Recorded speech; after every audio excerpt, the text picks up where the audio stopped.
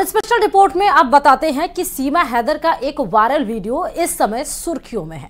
इस वीडियो को देखने से सवाल उठ रहे हैं कि क्या सीमा और सचिन के बीच अब झगड़े हो रहे हैं। लेकिन सीमा के वकील का यह दावा है कि पाकिस्तानी मीडिया फेक वीडियो के जरिए प्रोपेगेंडा फैला रही है। पूरी रिपोर्ट देखिए। मैं खुद चाहती हूँ यहाँ से चली जाओ, मेरी जान छूट जाए। क्या सीमा और सचिन की लव स्टोरी में दरार आ गई है? क्या सीमा और सचिन के प्यार में तकरार पैदा हो गया है? क्या सीमा और सचिन के बीच अब झगड़े हो रहे हैं?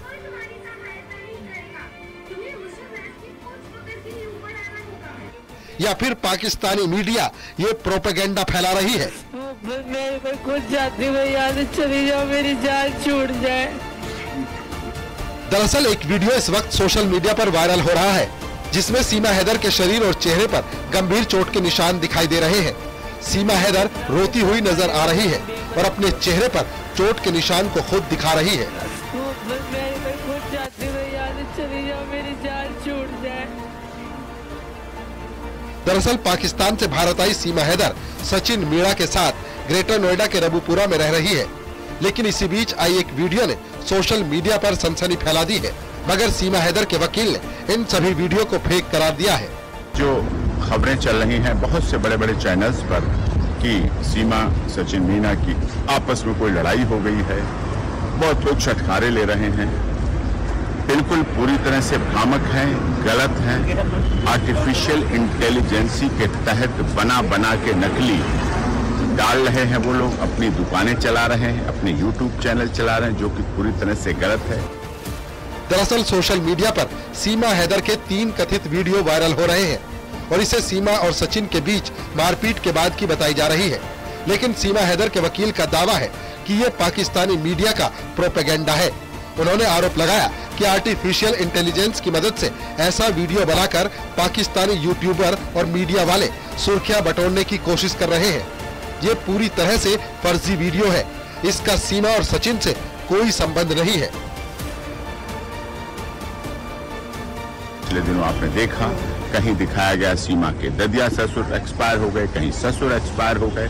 इस तरह से झूठी अफवाहजनक खबरें चला के इस तरह सोशल मीडिया जो यूट्यूबर्स हैं उनको भी बदनाम किया जा रहा है। पाकिस्तान के कुछ तथाकथित न्यूज चैनल ऐसा कर रहे हैं। वकील एपी सिंह का दावा है कि सीमा और सचिन दोनों अपने घर में आराम से रह रहे हैं। उन्होंने कहा कि उनकी बात फोन पर भी हुई है, लेकिन इस तरह की कोई बात नहीं है। पाकिस्तानी यूट्यूबर अपनी कमाई के लिए इस तरह के वीडियो बना रहे हैं। सावधान रहना है सभी को। अभी भी मेरा लगातार अपनी बात कोई ऐसी खबर नहीं है सीमा सचिन मीणा के बीच में जिसमें कहीं कोई लड़ाई तो जीवन में उनमें कभी नहीं हो सकती। ये तो बता दो, वो भारतीय संस्कृति सनातन पद्धति में रहे हैं। उन्होंने सीता और राम का इतिहास देखा है, राधा और कृष्ण का इतिहास देखा है, उनकी पूजा करती हैं, भाव और भावना के साथ रहती हैं। ये तो दिमाग से निकाल दीजिए आप। और निश्चित तौर पर ये इस तरह से उनको, उनके परिवार को, सचिन को बदनाम करने की जो साजिश है। फिलहाल ये वीडियो कब की है, कहाँ की है, इसकी कोई पुष्टि नहीं हुई है। वहीं सीमा हैदर के वकील का आरोप है कि ये वीडियो फर्जी है। लेकिन इस वायरल हो रहे वीडियो से सीमा हैदर और सचिन एक बार फिर से सुर्खियों में है।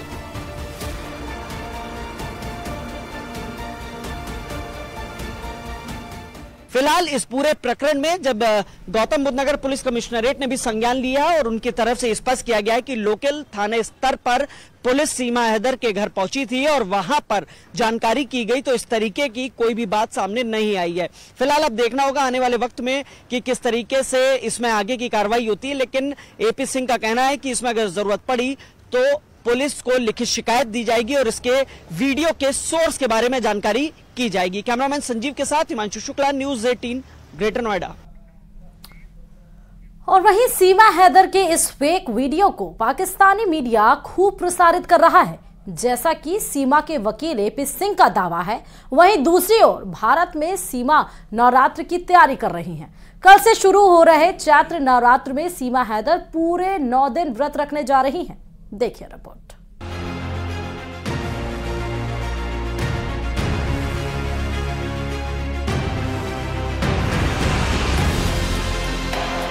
पाकिस्तान से भारत आई सीमा हैदर और सचिन मीणा हमेशा ही सुर्खियों में रहते हैं। सीमा सचिन की लव स्टोरी के बारे में भारत ही नहीं बल्कि पाकिस्तान में भी लोग अच्छी तरह से जानते हैं। कुछ महीनों पहले प्रेगनेंसी को लेकर सीमा की खूब चर्चा हुई थी। इसी साल जनवरी में इशारों में इसकी पुष्टि की थी। अब सीमा हैदर एक बार फिर चैत्र नवरात्र की व्रत को लेकर सुर्खियों में है। सीमा हैदर पहले भी नवरात्र में 9 दिन तक व्रत कर चुकी है। अब चैत्र नवरात्र में भी व्रत रखने की तैयारी चल रही है। पाकिस्तान से नेपाल के रास्ते ग्रेटर नोएडा पहुंची सीमा हैदर का दावा है कि उन्होंने अब सनातन धर्म अपना लिया है।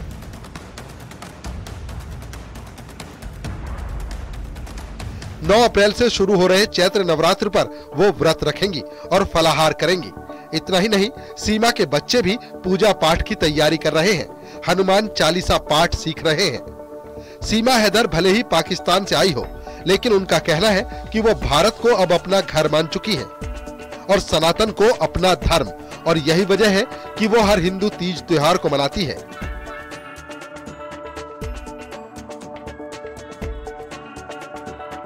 नवरात्र के साथ होली, दिवाली, तीज और करवा चौथ का व्रत भी सीमा रख चुकी है। चैत्र नवरात्र पर व्रत के साथ ही सीमा हैदर मां दुर्गा के सभी स्वरूपों की पूजा करेंगी और कन्या पूजन के साथ अपना व्रत समाप्त करेंगी, जिसको लेकर वो काफी उत्साहित नजर आ रही हैं। इस वक्त रमजान का त्योहार भी चल रहा है, लेकिन सीमा का कहना है कि रमजान और ईद को लेकर उन्हें कोई खास उत्साह नहीं है, न ही इन त्योहारों की कोई खास यादें हैं जो उन्हें इससे जोड़ सके। हाँ, इतना जरूर कहा कि रमजान चल रहा है, लोग रोजे रख रहे हैं, लेकिन वो नहीं रख रही।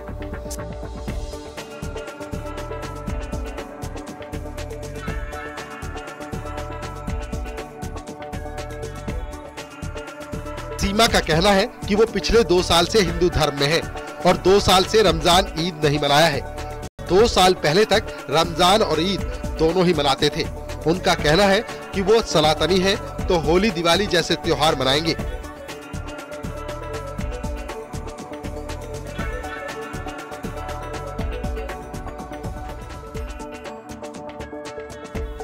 सीमा हैदर और सचिन की प्रेम कहानी पर भले ही लोगों की अलग अलग राय हो, लेकिन सीमा ने खुद को पूरी तरह से एक हिंदू महिला की तरह ढाल लिया है। इससे पहले शारदीय नवरात्र में भी सीमा हैदर ने पूरे 9 दिन का व्रत रखा था। अब चैत्र नवरात्र में भी पूरे 9 दिन फलाहार कर सीमा हैदर व्रत रखेंगी। Bureau report, news 18। चलिए अब स्पेशल रिपोर्ट में बात करेंगे ब्रह्मांड में कैसे सत्ता परिवर्तन की। इस समय लोकसभा चुनाव का प्रचार चल रहा है। मई में देश में नई सरकार बनेगी, लेकिन ब्रह्मांड में भी नव संवत यानी कि 2081 को सत्ता में बदलाव होने जा रहा है। ब्रह्मांड में नया मंत्रिमंडल बनने जा रहा है। ब्रह्मांड के सत्ता परिवर्तन का क्या प्रभाव पड़ेगा, कौन बनेगा राजा और कौन बनेगा पीएम, देखते हैं इस स्पेशल रिपोर्ट में।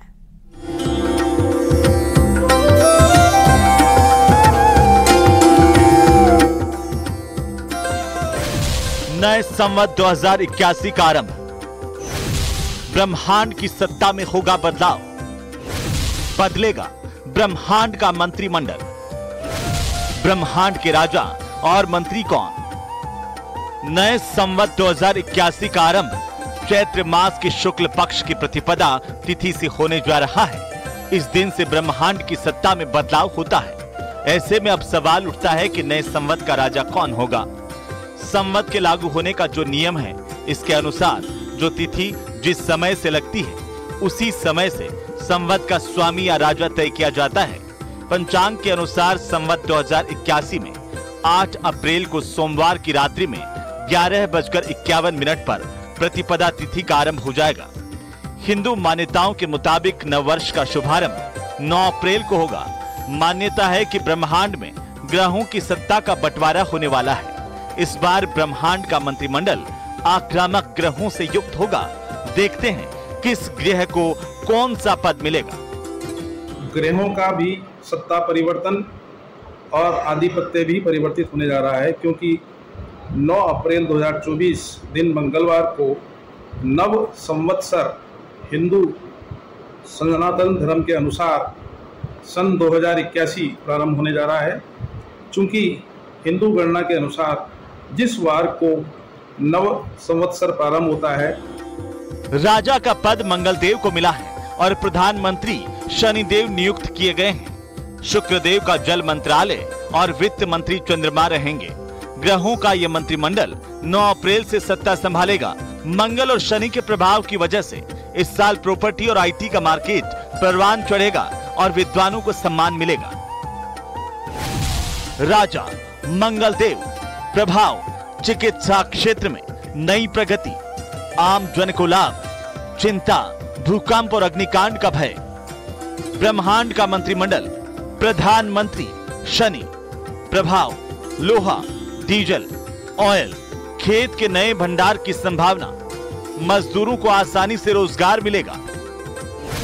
शुक्रदेव जल मंत्रालय प्रभाव, अपराध पर लगाम लगेगी, आम जन के लिए सुविधाजनक कार्य प्रणाली बनेगी। वित्त मंत्री चंद्रमा प्रभाव, आम जन को आर्थिक बढ़ोतरी। कृषि मंत्री सूर्य प्रभाव, कृषि क्षेत्र में प्रगति होगी। नव संवत 2081 4 राशियों के लिए बेहद फलदायी रहने वाला है। देखते हैं कौन सी राशियां हैं जिन पर अच्छा प्रभाव पड़ रहा है। मेष राशि, सेहत और भौतिक सुख में बढ़ोतरी, व्यर्थ की यात्रा से बचें। वृष राशि, मध्यम फलप्रद रहेगा, व्यापारिक प्रतिष्ठा बनी रहेगी। कर्क राशि, सेहत के प्रति सजग रहें। सिंह राशि, मिश्रित फलदायी रहेगा। कन्या राशि, मई से अटके काम होंगे। तुला राशि, सुख समृद्धि के साथ धन में बढ़ोतरी होगी। वृश्चिक राशि, नौकरी पेशा वाले सावधान रहें। धनु राशि, व्यापार में आर्थिक लाभ मिलेगा। मकर राशि, धार्मिक रुचि बढ़ेगी, अधूरे कार्य पूर्ण होंगे। कुंभ राशि, व्यापार में लाभ होगा, भूमि भवन का भी लाभ होगा। मीन राशि, व्यवसाय में लाभ होगा।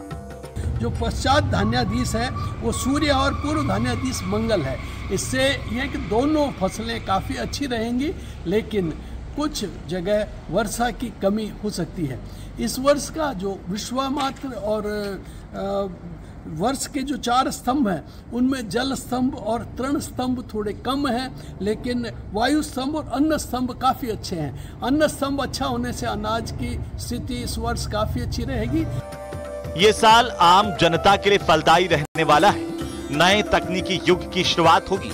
भवन और वाहन के व्यापारियों को लाभ होगा।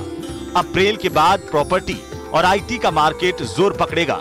मंगल की वजह से खाद्य वस्तुओं का नुकसान होगा और पशुओं में भी अचानक रोग फैल सकता है। Bureau report, news 18 Rajasthan. और अब स्पेशल रिपोर्ट में बात करेंगे इस साल के पहले सूर्य ग्रहण की, जो आज रात लगने जा रहा है। हालांकि ये ग्रहण भारत में नहीं दिखेगा, लेकिन इसका प्रभाव पूरी दुनिया में होगा। खास बात यह है कि करीब 7 मिनट के लिए धरती पूरी तरह से अंधकारमय हो जाएगी। देखिए रिपोर्ट।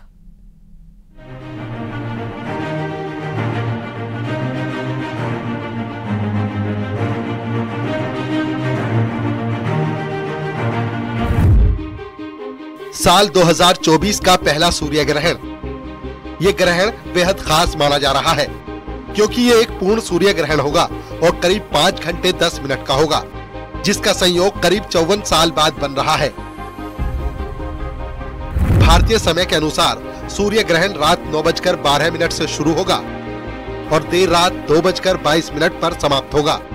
जब ये सूर्य ग्रहण लगेगा तब भारत में रात होगी, इसीलिए सूर्य ग्रहण का सूतक काल भारत में मान्य नहीं होगा। लेकिन आपको खास सावधानियां बरतनी चाहिए। एक तो किसी भी व्यक्ति को नंगी आंख से ग्रहण नहीं देखना चाहिए, बिकॉज उस टाइम जो सूर्य की रेज आ रही होती है, जो सूर्य की किरणें आ रही होती हैं, उनके अंदर इतना वेग होता है, इतना प्रभाव होता है कि वह आपकी आंख की रोशनी के लिए घातक सिद्ध हो सकते हैं या शरीर पर उनका नकारात्मक इंपैक्ट पड़ सकता है। इसलिए किसी भी व्यक्ति को नंगी आंख से ग्रहण को नहीं देखना चाहिए, इसको ध्यान रखिएगा। दूसरा, प्रेग्नेंट वुमन, स्पेशली जो प्रेग्नेंट महिलाएं होती हैं, जो गर्भवती महिलाएं होती हैं, उनको ग्रहण के समय कुछ काटना नहीं चाहिए, तोड़ना नहीं चाहिए, सिले हुए वस्त्र को धारण नहीं करना चाहिए, काटना नहीं है, तोड़ना नहीं है, सिले हुए वस्त्र को धारण नहीं करना है, तेज आवाज में बोलना नहीं है, तेज आवाज में टीवी इत्यादि नहीं देखना है, कुछ सिलना इत्यादि नहीं है, इसका विशेष रूप से ध्यान रखना है। इस समय पर कोशिश करना है कि कोई धार्मिक ग्रंथ इत्यादि का अध्ययन किया जाए, अपने मन के अंदर एक पॉजिटिविटी रखा जाए। साल का ये पहला सूर्य ग्रहण America, Canada, Colombia, Venezuela, Ireland, पुर्तगाल, नॉर्वे, पनामा, रूस, बहामास, पश्चिमी यूरोप, पैसिफिक, अटलांटिक और आर्कटिक में दिखेगा। यह ग्रहण जो है अमेरिका, ग्रीनलैंड, आइसलैंड और दक्षिण प्रशांत महासागर, उत्तर अटलांटिक महासागर में दिखलाई देगा। यह भारत में यह ग्रहण दृश्य नहीं होगा, इसलिए इसका प्रभाव भारत में नकारात्मक होगा, नहीं के बराबर होगा। इसमें घबराने की कोई आवश्यकता नहीं है। जय विश्वनाथ। सूतक काल का असर रहेगा नहीं रहेगा? सूतक काल का असर भारत में नहीं होगा। सूतक का असर जो भी होगा वह विदेशों में जहां लग रहा है, जहां सूतक लगता है, सूतक का जो है प्रभाव वही होता है, सब जगह नहीं होता। जहां ग्रहण लगेगा, जिस कंट्री में, जिस देश में ग्रहण लगेगा, वही सूतक प्रभावित होगा।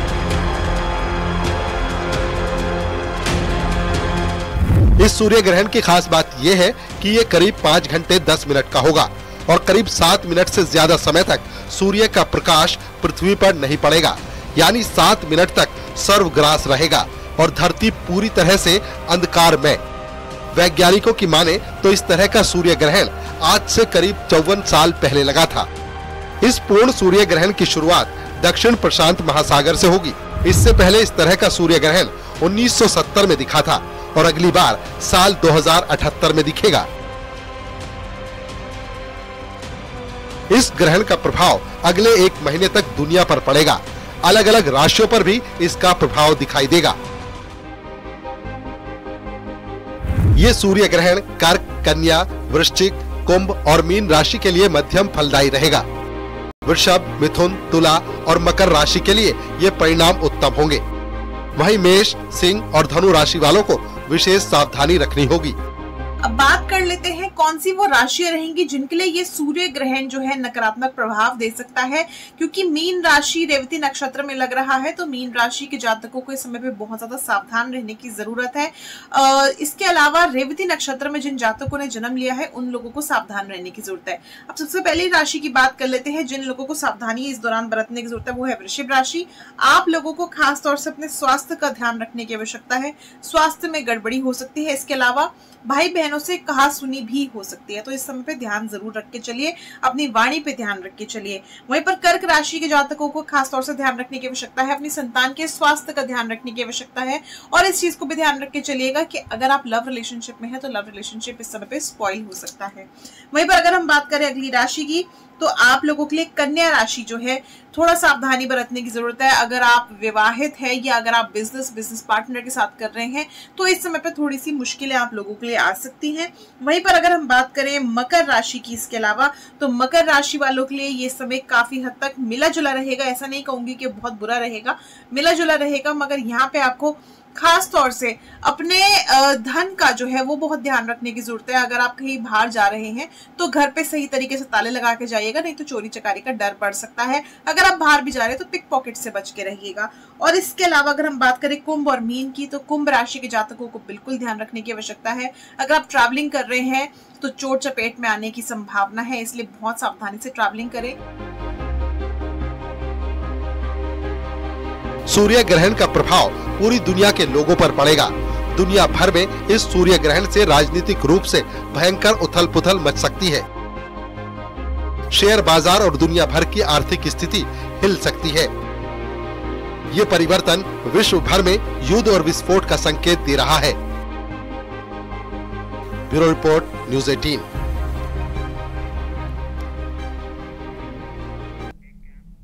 तो चलिए स्पेशल रिपोर्ट में फिलहाल अभी के लिए इतना ही, और खबरों के लिए देखते रहिए न्यूज़ 18 राजस्थान।